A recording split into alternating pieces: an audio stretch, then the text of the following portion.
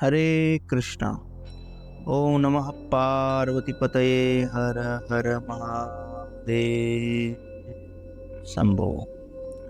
पिछले 2 अध्याय में हमने क्रमशः श्रवण किया कि किस प्रकार से भूत भावन उमापति महादेव ने सती का क्यों ही परित्याग किया, और दूसरे भाग में हमने श्रवण किया किस प्रकार से सती ने अपने पांच भौतिक देह का परित्याग किया। आज के इस तीसरे भाग में हम श्रवण करने जा रहे हैं जब सती आखिरी समय में अपने इष्ट, अपने परमेश्वर, अपने पति भगवान भोलेनाथ का अपने हृदय में उनको धारण करके जब वो अपने देह का परित्याग करती है और श्री हरि से प्रार्थना करती है, तो फिर वही सती जो कि पिछले जन्म में दक्ष की पुत्री थी, इस जन्म में वह पर्वतराज हिमवान की पुत्री पार्वती के रूप में पैदा होती है। और फिर उनका अगले भाग में हम भगवान शिव के साथ विवाह का प्रसंग सुनेंगे। आइए प्रारंभ करते हैं। सती ने चूंकि मरते समय भगवान हरि से यह वर मांगा कि मेरा जन्म जन्म में शिवजी के चरणों में अनुराग रहे, इसी कारण उन्होंने हिमाचल के घर जाकर पार्वती के शरीर से जन्म लिया। जब से उमा जी हिमाचल के घर जन्मी, तब से वहां सारी सिद्धियां और संपत्तियां छा गईं। मुनियों ने जहां तहां सुंदर आश्रम बना लिए और हिमाचल ने उन सबको उचित स्थान प्रदान किए। उन सुंदर पर्वत पर बहुत प्रकार के सब नए नए वृक्ष सदा पुष्प फलयुक्त हो गए और वहां बहुत तरह की मणियों की खानें प्रकट हो गई। सारी नदियों में पवित्र जल बहता, पक्षी, भ्रमर, पशु पक्षी सभी प्रसन्न रहते। सब जीवों ने अपना स्वाभाविक वैर छोड़ दिया। पर्वत पर सभी परस्पर प्रेम से रहते। पार्वती के घर आ जाने से पर्वत ऐसा शोभायमान हो रहा था कि जैसा राम भक्ति को पाकर भक्त शोभायमान हो जाता है। उस पर्वतराज हिमवान के घर नित्य नए नए मंगल उत्सव होते, जिसका ब्रह्मादि यश गाते। जब नारद जी ने यह सब समाचार सुना तो वह कौतुकवश हिमवान के घर पधारे। पर्वतराज ने उनका बड़ा आदर किया, चरण धोकर उनको उत्तम आसन प्रदान किया। फिर अपनी स्त्री सहित मुनि के चरणों में सर नवाया, उनके चरणोदक को सारे घर में छिड़काया। हिमवान अब ने अपने सौभाग्य का बहुत बखान किया, पुत्री को बुलाकर मुनि के चरणों पर डाल दिया। और जब इस प्रकार नारद मुनि हिमवान के घर पहुंचे, उनका यथोचित सागर सत्कार करने के बाद पर्वतराज उनसे कहते हैं, हे मुनिवर, आप त्रिकालज्ञ और सर्वज्ञ हैं, आपकी सर्वत्र पहुंच है, अतः आप हृदय में विचार करके मेरी कन्या के दोष और गुण कहिए। नारद मुनि ने हंसकर रहस्य युक्त कोमल वाणी से कहा, हे पर्वतराज, तुम्हारी कन्या सब गुणों की खान है। यह स्वभाव से सुंदर, सुशील, समझदार है। उमा, अंबिका, भवानी, जगजननी इसके नाम है। कन्या सब सुलक्षणों से संपन्न है और यह अपने पति को हमेशा प्यारी होगी। इसका सुहाग सदा अचल होगा। इससे इसके माता पिता यश पावेंगे। इन सारे जगत में यह पूज्य होगी। इसकी सेवा करने से कुछ भी दुर्लभ ना होगा। संसार में स्त्रियां इनका नाम स्मरण करके पतिव्रत रूपी तलवार की धार पर चढ़ जाएगी। हे पर्वतराज, तुम्हारी कन्या सुलक्षणी है। अब इसमें जो 2-4 अवगुण हैं, उन्हें भी सुन लो। गुणहीन, मानहीन, माता पिता विहीन, उदासीन, संशयहीन, लापरवाह, योगी, जटाधारी, निष्काम हृदय, नंगा और अमंगल वेश वाला, ऐसा पति इसको मिलेगा। इसके हाथ में ऐसी ही रेखा पड़ी है। नारद मुनि की वचन बात सुनकर, हृदय में सत्य जानकर पति पत्नी हिमवान और मैना को बहुत भारी दुख हुआ और पार्वती जी प्रसन्न हो गई। नारद जी ने इस रहस्य को नहीं जाना, क्योंकि सबकी बाहरी दशा एक सी होने पर भी भीतरी समझ भिन्न भिन्न थी। सारी सखियां, पार्वती, पर्वतराज, हिमवान और मैना सभी के शरीर पुलकित थे और सभी के नेत्रों में जल भरा था। अरे भला देवर्षि के वचन असत्य कैसे हो सकते? यह विचार कर पार्वती ने उन वचनों को हृदय में धारण कर लिया। उन्हें शिवजी के चरण कमलों में स्नेह उत्पन्न हो गया, परंतु मन में यह संदेह हुआ कि उनका मिलना कठिन है। अवसर ठीक ना जानकर उमा ने अपने प्रेम को छिपा लिया। फिर वे सखी की गोद में जाकर बैठ गईं। देवर्षि की वाणी झूठी ना होगी, यह विचार कर हिमवान, मैना और सारी चतुर सखियां चिंता करने लगी। फिर हृदय में धीरज धर के पर्वतराज ने कहा, हे नाथ, कहिए अब क्या उपाय किया जाए। मुनीश्वर नारद ने कहा, हे हिमवान सुनो, विधाता ने ललाट पे जो कुछ लिखा है उसको देवता, दानव, मनुष्य, नाग, मुनि कोई भी नहीं मिटा सकते। तो भी मैं एक उपाय बताता हूँ, यदि देव सहायता करे तो सिद्ध हो सकता है।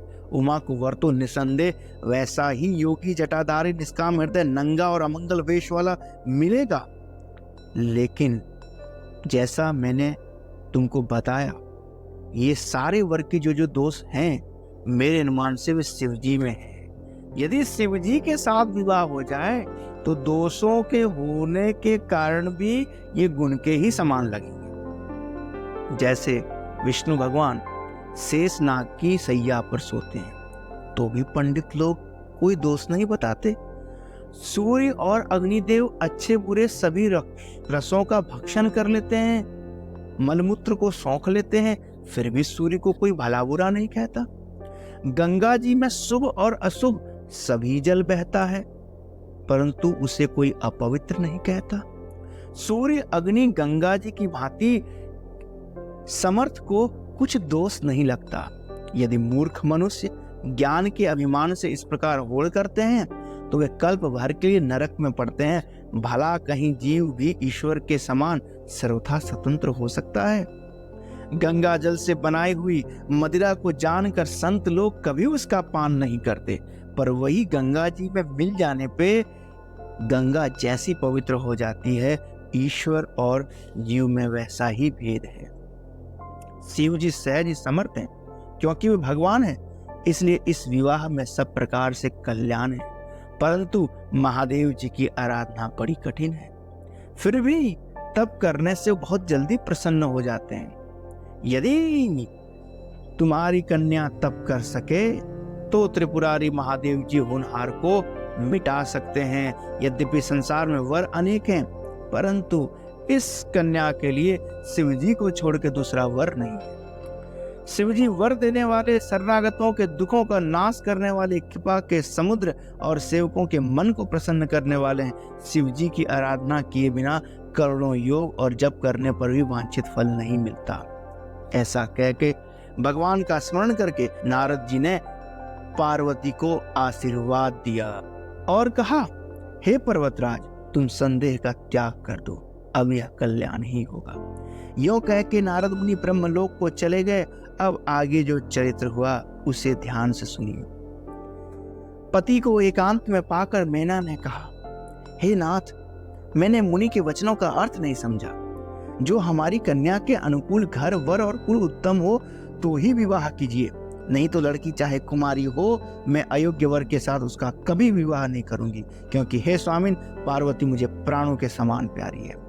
यदि पार्वती के योग्य वर ना मिला तो सब लोग कहेंगे कि पर्वत स्वभाव से ही जड़ होते हैं, मूर्ख होते हैं। हे स्वामी, इस बात को विचार करके ही विवाह कीजिएगा, जिसमें फिर पीछे से हृदय में पछताना ना पड़े। इस प्रकार मैना पति के चरणों पर मस्तक रखकर गिर पड़ी और रोने लगी। हिमवान ने प्रेम से कहा, चाहे चंद्रमा में अग्नि प्रकट हो जाए, पर नारद के वचन झूठे नहीं हो सकते। हे प्रिय, सब सोच छोड़ के श्री भगवान हरि का स्मरण करो।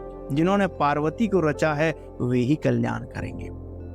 अब यदि तुम्हें कन्या पर प्रेम है तो जाकर उसे यह शिक्षा दो कि वह ऐसा तप करे जिससे उसे शिव जी मिल जाए, दूसरे उपाय से यह क्लेश दूर नहीं होगा। नारद जी के वचन रहस्य से युक्त और सकारण है, और शिव जी समस्त सुंदर गुणों के भंडार हैं। यह विचार तुम मिथ्या संदेह को छोड़ दो, शिव जी सभी तरह से निष्कलंक हैं। पति के वचन सुनकर मन में प्रसन्न होकर मैना उठकर तुरंत पार्वती के पास गई। पार्वती को देखकर उनकी आंखों में आंसू भर आए। उसे स्नेह के साथ गोद में बिठा लिया, बार बार उसे हृदय से लगाने लगी। प्रेम से मैना का गला भराया। कुछ कहा नहीं जाता। जगत जननी भवानी तो सर्वज्ञ ठहरी, माता के मन की दशा को जानकर वे माता को सुख देने वाली कोमल वाणी से कही, माँ सुन, मैं तुझे सुनाती हूँ। मैंने ऐसा स्वप्न देखा है माँ कि मुझे एक सुंदर गौरवर्ण श्रेष्ठ ब्राह्मण ने ऐसा उपदेश किया। हे पार्वती, नारद ने जो कहा है उसे सत्य समझकर तू जाकर तप कर। फिर यह बात तेरे माता पिता को भी अच्छी लगी। तप सुख देने वाला और दुख दोष का नाश करने वाला। तप के बल से ही ब्रह्मा संसार को रचते हैं। तप के बल से ही विष्णु सारे जगत का पालन करते हैं। तप के बल से ही शंभु रुद्र रूप से जगत का संहार करते हैं और तप के बल से ही शेष जी पृथ्वी का भार धारण करते हैं। हे भवानी, सारी सृष्टि तप के आधार है। ऐसा जी में जानकर तू जाके तप कर। यह बात सुनकर माता को बड़ा अचरज हुआ। उन्होंने हिमवान को बुलाकर वह स्वप्न सुनाया।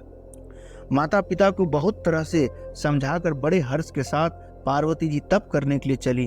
प्यारे कुटुंबी पिता माता सब व्याकुल हो उसे, किसी के मुंह से बात नहीं निकलती।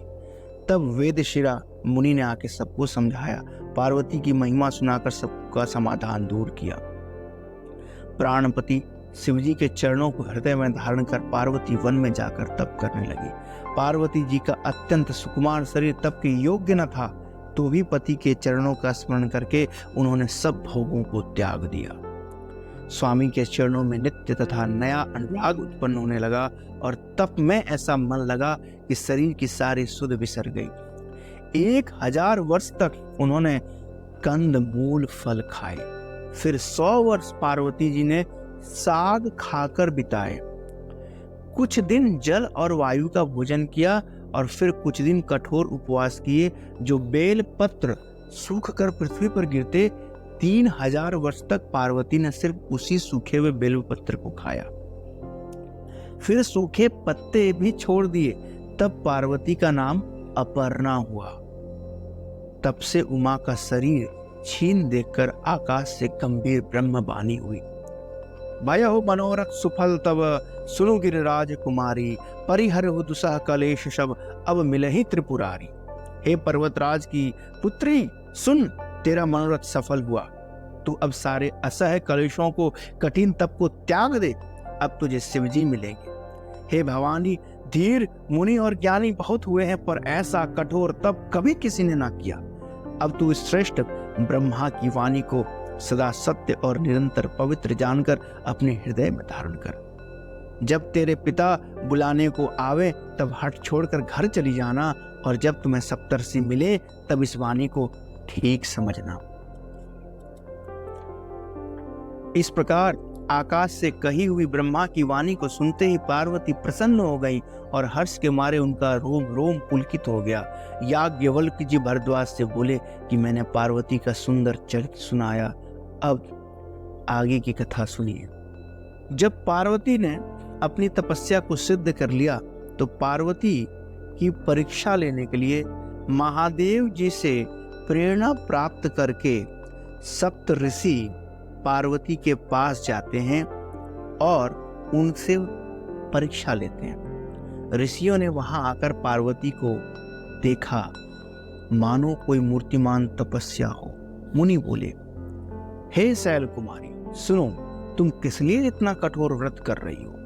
तुम किसकी आराधना करती हो और क्या चाहती हो?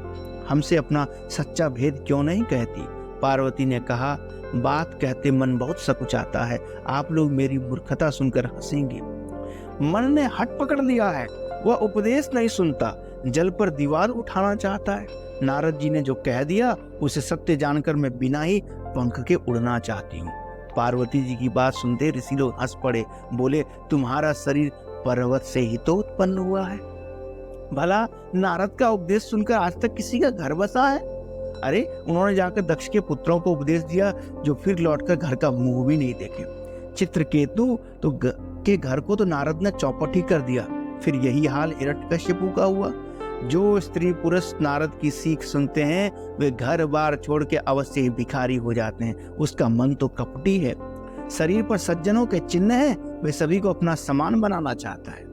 उनके वचनों पर विश्वास मानकर तुम ऐसा पति चाहती है जो स्वभाव से उदासीन हो, गुणहीन हो, निर्लज्ज हो, बुरे वेश वाला हो, नरकपाल की माला पहनता हो, कुलहीन हो, बिना घर बार का हो, नंगा हो, शरीर पर सांपों को लपेटे रखता हो। ऐसे वर के मिलने से कहो तुम्हें क्या सुख होगा। अरे तुम उस ठग नारद के बहकावे में आके खूब भूली। पहले पंचों के कहने से शिव ने सती से विवाह किया, फिर उसे त्याग कर उसको मरवा डाला। अब शिव को कोई चिंता नहीं रही, भीख मांग के खा लेते हैं, सुख से सो लेते हैं। ऐसे स्वभाव से अकेले रहने वालों के घर में क्या भला स्त्रियां टिक सकती हैं। अब भी हमारा कहा मानो, हमने तुम्हारे लिए अच्छा वर विचारा है। वह बहुत ही सुंदर है, पवित्र है, सुखदायक है और सुशील है। वह दोषों से रहित सारे सद्गुणों की राशि है, लक्ष्मी का स्वामी है, वैकुंठपुरी का रहने वाला है। हम ऐसे वर को लाकर तुमसे मिला देंगे। यह सुनते पार्वती हंसकर बोली, आपने सत्य ही कहा। मेरा शरीर पर्वत से उत्पन्न हुआ है, इसलिए हट नहीं छूटेगा। मैं नारद जी के वचनों को नहीं छोड़ूंगी, चाहे घर बसे या उजड़े, मैं इससे नहीं डरती। माना कि महादेव अवगुणों के भवन है, विष्णु समस्त सद्गुणों के धाम है, पर जिसका मन जिसमें रम गया उसको तो उसी से काम है। हे मुनीश्वरों, यदि आप पहले मिलते तो मैं आपका उपदेश सर माथे झुका के सुनती, परंतु अब तो मैं अपना जन्म शिव जी के लिए हार चुकी। फिर गुण दोषों का विचार भला कौन करे। मेरा तो करोड़ों जन्मों तक यही हट रहेगा कि मैं शिव जी को वरूंगी, नहीं तो कुमारी रहूंगी। स्वयं शिव जी भी 100 बार कहें तो भी नारद जी के उपदेश को नहीं छोड़ूंगी। मैं आपके पैर पड़ती हूँ, आप अपने घर जाइए, बहुत देर हो गई। ऐसा प्रेम देखकर ज्ञानी मुनि बोले, हे जगजननी भवानी, आपकी जय हो, जय हो, जय हो। इस प्रकार मुनियों ने जाकर हिमवान को पार्वती जी के पास भेजा और विनती कर उनको घर लाने के लिए कहा। फिर जो घटना बीती, सप्तऋषियों ने शिव जी के पास जाकर के उसको यथारूप में कह सुनाया। इस प्रकार पार्वती का प्रेम सुनते ही शिव जी आनंद मग्न हो गए और सप्तऋषि अपने घर ब्रह्मलोक को चले गए। और तब सुजान शिव जी मन को स्थिर करके श्री रघुनाथ जी का ध्यान करने लगे। और आगे फिर भगवान शिव जी और माता पार्वती का जिस प्रकार से विवाह होता है, उसकी कथा फिर हम अगले भाग में श्रवण करेंगे। हरे कृष्णा कृष्ण कृष्ण हरे हरे, हरे राम राम राम हरे हरे।